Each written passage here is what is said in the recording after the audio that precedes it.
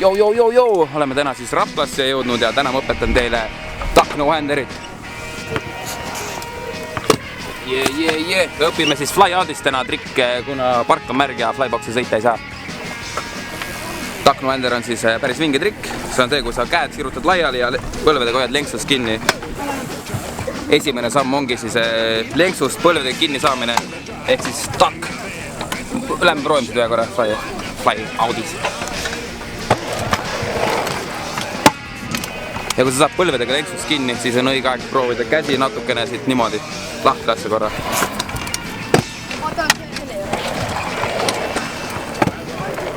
Alustame siis rahulikult, et kohe ei pea käsi niimoodi panema, et rahulikult proovid lenksust natuke lahti lasta, saad sellest hirmu tundest üle ja siis me saamegi juba lennata kõrgele.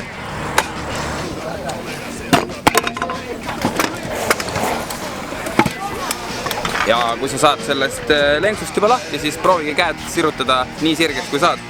Ja nii lihtne see ongi, seal pole mitte midagi rasket. Ma käin üle siis, et jalad natuke ettepoole, saaks lenksust ilusti kinni. Ja kui lenksust põlvedega kinni haaratud, siis proovid natuke lahti lasta ja kui saad lahti lasta, siis lased juba sirgu. Ei taha!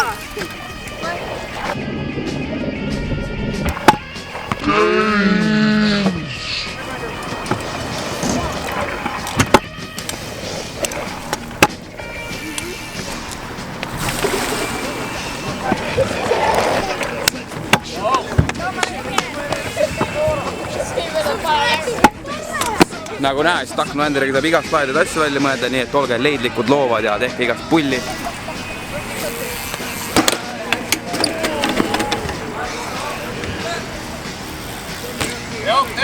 Välja! Lõpuni!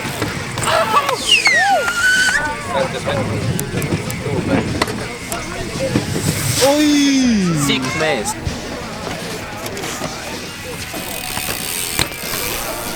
Duck no-hander on ülilahe trikk, mida saab teha nii tõuksiga kui BMX-iga.